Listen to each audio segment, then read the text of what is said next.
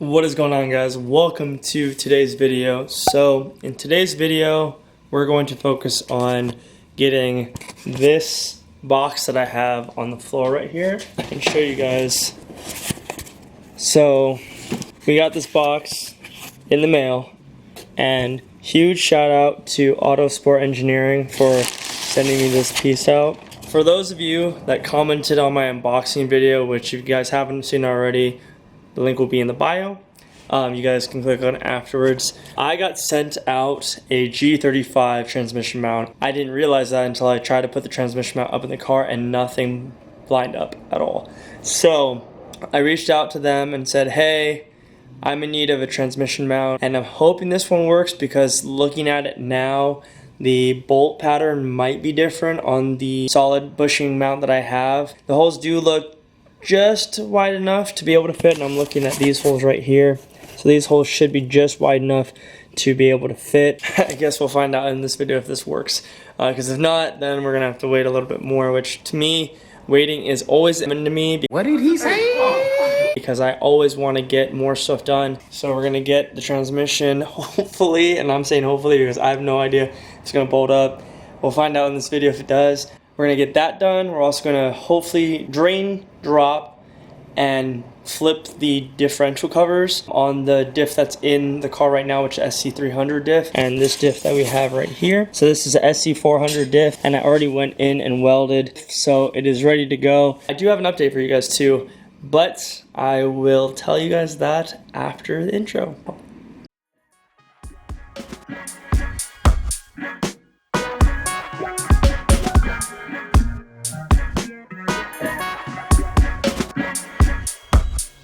Search everywhere.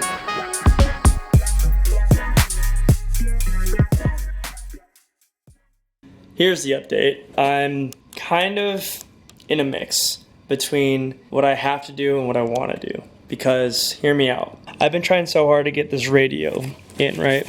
And I have all the connectors, I have everything done. And it could be something just as simple as making sure a fuse is not blown or something of the other, right? It could be so simple. However, it's not. Because it's not being simple for me, unfortunately, I have decided to go a different route. Thankfully, a buddy of mine gave me the idea of running a set Bluetooth adapter, which I wasn't on board at first, but I know for a fact that it'll keep the OEM look to it. I have everything I need. I just feel like this radio is a little bit out of date, like it's kind of old, and that might be complete BS. Like that might be so wrong. It might work perfectly fine, but because this is a Lexus and it has amp bypasses for them to like try to figure out how to do it, this side quest I'm gonna pass, and y'all can give me as much heat in the comments as you want. Long story short, I've decided to go the path of least resistance because, to be honest with you, there's a lot of moving parts with this. There's the transmission being out. I still have to figure out the electrical for the speedometer. I still got to make sure that everything runs right. Still got to get a drive shaft. There's just a lot of stuff that I still have to get done. I would much rather try to get everything running the way it needs to be. Basically cut it off in pieces before I dive in and do something, you know, like a radio, which you wouldn't think would be too hard. However, with, like I said, with Lexus, there's a lot of modules, there's a lot of wires that I have to tap into, and it's going to take a lot more time than I want to spend on it. So what I'm going to go ahead and do, I'm just going to take the radio and stick with it for a little bit longer. I do have a plan of what radio I want to run that won't interfere with the AC stuff, which I also haven't even gotten around to figure that out yet. I have a lead on it, but it's not priority for me. I definitely could run around Vegas with windows down. Totally cool with that. I actually prefer it. So the heat is not an issue for me. Well, when you get into like 120 degrees, that's different. Moral of the story is we're going to stop talking. We're going to get some stuff done. Thank you guys so much for watching. Hope you guys enjoy this video. And if you guys haven't already, like, subscribe, and comment down below with if you think I'm extremely crazy. Let's get it. So first order of business is getting this transmission mount in. I think we might have enough clearance to be able to get the mount in with using the transmission solid mount bushing that we have right now. I'm gonna go ahead and get that on so I can take the transmission jack off. Finally have this transmission fully into the actual car, and then we're gonna go ahead and take the rear diff out so that we can lower it. We can change the cover to the one that's on there, and then we can fill the diff up at that point, and we can also fill the transmission up with fluid, just so that if like I want to start the car and like try to go through the gears and make sure the clutch is engaging, we can do that as well.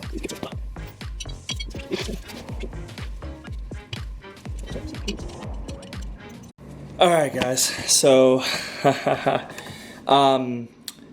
we are running into some problems. Not bad problems, but just problems in general. So I kind of wanted to tell you guys and like share with you guys. I know so many YouTubers, I guess, they skip all the bad parts and go straight to the good parts. Like, this works so well. Oh my goodness, this is awesome. But I don't want to do that. I want to show you guys the struggle. If I'm struggling and I'm pissed off and I'm like, this isn't going to work right, I want to tell you guys, I want to show you guys. Nothing in this world works perfectly, especially not with custom stuff like this. Understandably, it is a adapter kit, so it's a package that you get to adapt something that wasn't supposed to be in this car in general. The adapter kit makes it kind of like a plug and play. However, sometimes it's not as plug and play as people think. We're gonna go underneath and I'll explain to you guys what's happening.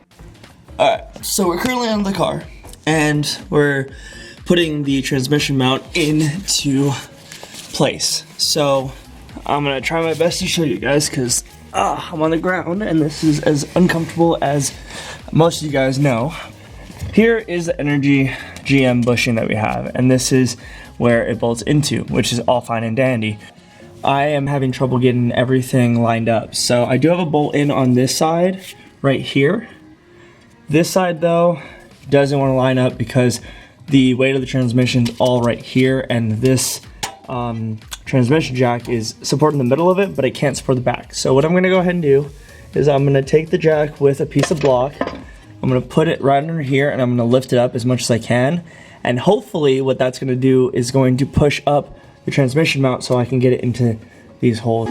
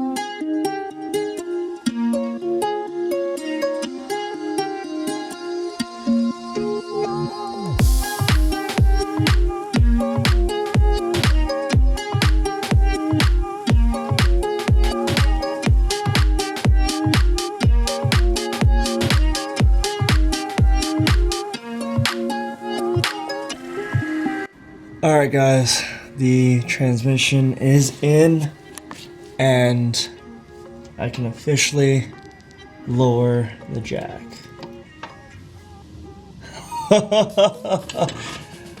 Oh, that kind of bows out a lot actually. I don't know if you guys can see that, but that has a little bow in it. Alrighty, so we are back and a lot has happened since the last clip, and I will tell you why right now. So we got the transmission is resting on the mount now. You can see the bend that it actually has. There's a little bit of a gap between it, but I mean, I Loctited both of them in because for me, not that I don't think it's going to be sturdy enough, I actually jacked this up all the way up with the jack with the piece of wood, and it couldn't go up anymore. It's very sturdy.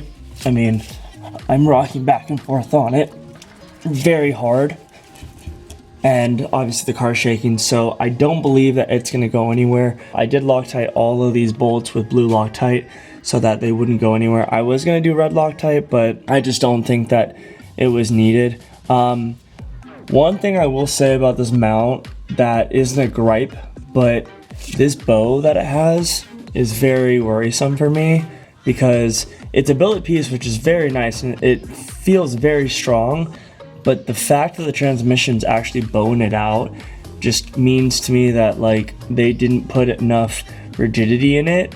But I mean, I'm not, you know, anyone that knows about that kind of stuff, so you know, I can't really say if it's because it's not as reinforced or not. I'm sure a lot of you guys, or a lot of people that have done this swap already, have this mount, so I'm just going to go with the fact that it's already been done and proven, and hopefully I'm not the one that like something bad happens to. We tightened all the bolts up and we tightened these up as well. I ended up stripping like 2 or 3 of them, and I had to rethread them because, as you can see on this side, these marks right here is from me putting this bolt in this slot and then this one in this slot. I find it hilarious that this I mean, you have all this room, right? I feel like should have happened is they should have just cut all of this. Like, instead of making it 3 holes, just one big hole where you can line it up, screw it in, and still have enough lip on both sides to be able to put it in. And the reason why is because majority of the weight is on this point right here and this point right here. So for me, it just seems simpler, instead of having all of this here, to make it more rigid through this area right here to right here. I don't know, just it's a billet piece, so I know it's not going to go anywhere, and I know it's very, very strong and sturdy, but it's just, for me, the natural bow that it has when the weight is on it, because this came to me as a complete like flat piece, and the bow that it has, I'm not worried about it, but I'm noticing it and I'm just like, that just doesn't seem correct to me. And the reason why I put the bolt here and here is because that's how it fit naturally. Not even just aesthetics, but typically when you have like bolts that go on this side that aren't in the same area as this side, it means that the transmission shifted or it's not straight. And I couldn't get over the fact that if I left it where a bolt was right here and a bolt was right here, that the drive shaft wouldn't go back to the guibo straight. And I could not get past that. Like, it kept bugging me so much. So what I ended up doing is I ended up taking the transmission jack, unbolted both of the engine mount bolts, lifted the engine up with the transmission jack with a piece of wood on top to make sure it was flat, and then I took the jack, I basically shimmied the motor and transmission back and forth. As you can see, that the transmission tunnel wall to the transmission, and that area is about the same distance between each other. It basically is more symmetrical. I had a feeling that it would have mattered if I didn't try to correct having the bolts in the same location, so I went ahead and did that. It is in after a long time of finagling it, and trust me when I say I've probably spent 4 hours trying to get this thing on correctly, stripping the bolts, having to re-thread them, finally putting them in and just flipping them around each side to make sure it went in. I just wish that this gap right here wasn't there. Let me just say that you get what you pay for with this kit, because it is one of the more challenging kits to install. However, when you install it, it feels very, very satisfying. But just know you're gonna have to do a little bit of extras to get this to fit correctly, and I'm talking about the adapter that goes to the flywheel. Everything on this has been a struggle. Maybe it's just me, maybe I'm the one that didn't do it right. Sorry for not getting much footage of it, but personally I feel like it wouldn't be that exciting to show you guys 4 hours of me struggling with this, because I do want to be truthful, but I also want, you know, you guys to enjoy watching my videos and not seeing 3 hours of me struggle. I really want to get this car to the finish line, you know what I mean? We are going to go ahead and drain the differential. We're going to pop the bolts out of either side, and we're going to drop the diff out since I have the transmission jack, so that I can put the SC400 rear diff in and be able to fill the fluid up. There we go.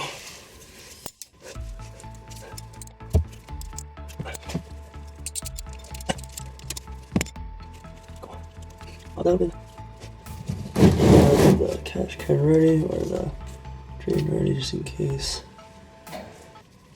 Oh, that one was a little easier, but not really.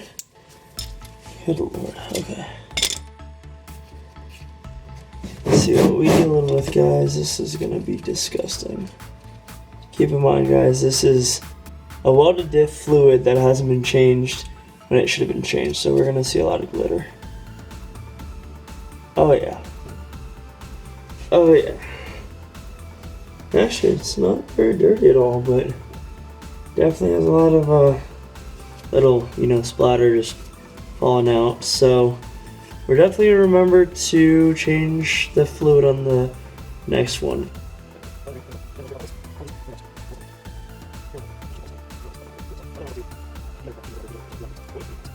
Also, good time to change your washers if you haven't. If you guys want to go ahead and watch my how to weld a rear diff, link will be in the description. Go ahead and watch that, because I did the whole process of this already, and I hope you guys enjoyed that video. So go ahead and watch that after this video is done. Link will be in the description. Alright, I'm going to come back to you when it's out and we're swapping everything in between both diffs. So cut to the clip. Let's go.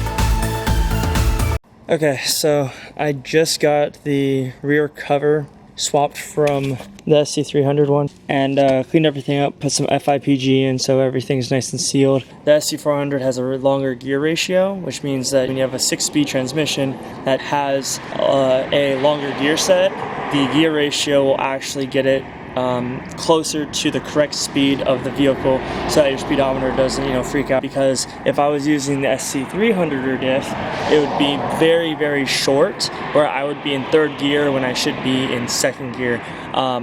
And 5th gear, I would be going like, not too fast, but it would just be, I'd be wasting gears. So that's why you go with the SC400 or Diff. If it does go bad, I have these bearings and this diff that I'm gonna keep just in case, I need to swap them out, because, it's one of those things where it's just really nice to have readily available parts that, you salvage from one to another. And the difference between these two is actually in the teeth itself. So these teeth right here, you count them, and then you count the teeth that are in here. Comment down below what your ratios it really is, because this is like a 4.2 and that's a 3.9. I do know that the SC400 has a longer gear ratio, so that's what works with it. But anyways, I feel like I kind of just bring stuff up as I go along, because obviously I'm learning and you guys are hopefully here to learn too. And if not, you guys are here for the entertainment of me not knowing what the heck I'm doing and just kind of setting it. But now that we have the diff pretty much all good to go, we're going to make sure it's full of fluid, and then we're going to roll it on the dolly over here, and we're going to roll underneath the car in the back. So that's what we're going to do. I'm going to stop confusing you guys and stop talking story, and we're going to get back to it. So let's get it.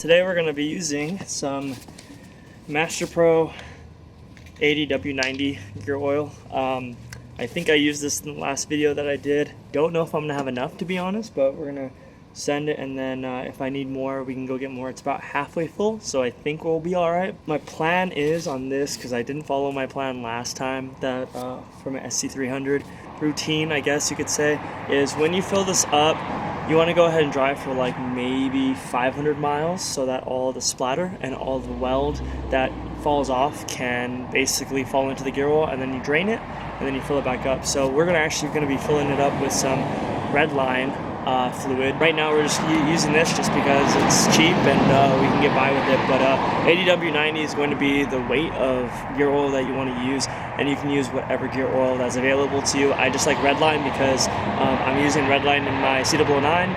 Motul is the only oil I use in my engine. So let's go ahead and get this in and see if we need more. Cross our fingers we don't. And then also, guys, I would definitely recommend getting one of these filler hoses. Screws right on the cap so you don't spill gear oil. That is very important as far as, well, let's just say your money's worth. Twist it on here, make it super easier for yourself. There is pneumatic ones, but I would rather just do this.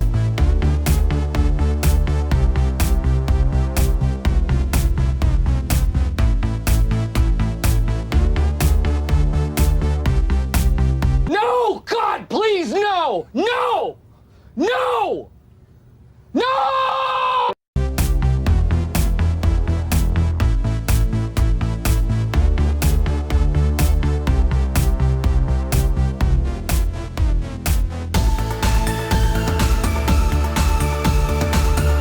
And never forget, guys, to clean up your mess. So let's go ahead and clean this up real quick. I'm going to be using some Austin Orange, dollar store stuff. It's good stuff and it works, and it's cheap.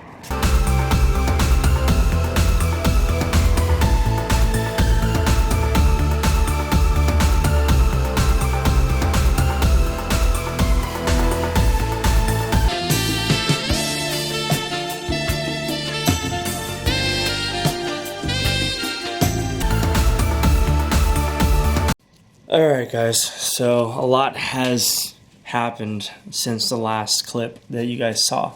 So let me catch you guys up on what's going on, and then we're going to do probably what is going to be my favorite part of this whole video. But let's wait a little bit and show you what we got going on. The SC400 rear diff is in, which is awesome. I actually just noticed that the SC400 flange to the drive shaft is different than the SC300. So this hole to this hole is 4 inches between the two, and on the SC300 it is 3.5. So there's actually a half an inch wider than the SC300 one.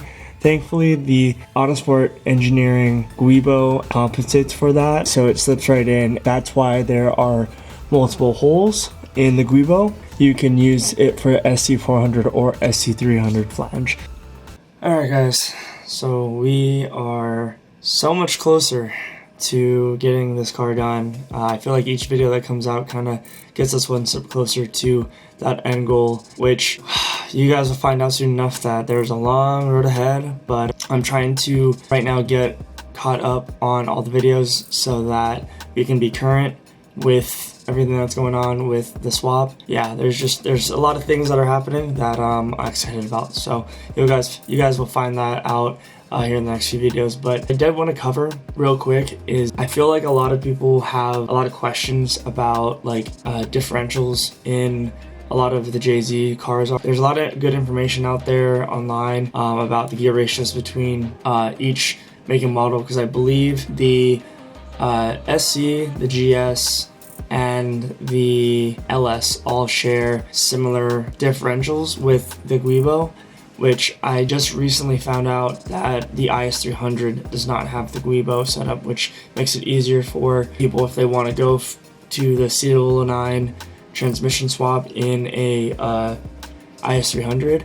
I don't think I've seen anyone do it before, but just know that if you guys do decide to do that, you do not need to get a Guibo, and all you have to do is just measure back of the manual transmission flange to where the differential sits. As far as the other chassis go, I don't really know if the newer, like I think it's like 97 or 98 to early 2000s, I don't know if those differentials have Guibos on them. I'm not entirely sure. Those are all things that you don't really find out until you get into these kind of swaps, which is cool because now that I know, you guys will know a little bit more and you guys can look into it a little bit more yourselves as well. But I will tell you this, we are actually going to be running LSD after I am able to source another SC400 per diff, and when we do that, I will not be on welded diffs anymore. Nothing wrong with welded diff. I drove a friend's car recently that had a CAS 2-way LSD in it, and it's amazing because like when you turn, you don't hear the hop of the wheels, but then as soon as you clutch kick and you activate the LSD, it's crazy. LSDs are awesome. They're totally worth the money, and I have a feeling that I will be getting one soon enough here. So with that being said, I'm gonna let you guys go. Thank you guys again for watching the video. If you guys haven't already, definitely smash that like button. It definitely helps the YouTube algorithm of this channel and help us grow and help me reach more of an audience. Definitely leave a comment if you guys understand how gear ratios and differentials all work, but if you don't understand it, ask questions in the comments and I'll definitely get back best of the responses I can. I'm not an expert, but I definitely know that I can research into get you the best answers that I can. But thank you guys again. I appreciate it. Don't forget to subscribe to the channel and join the Ohana, and I'll see you guys in the next video. Until then, never forget guys, always stay positive and stay true to who you are. Shoots!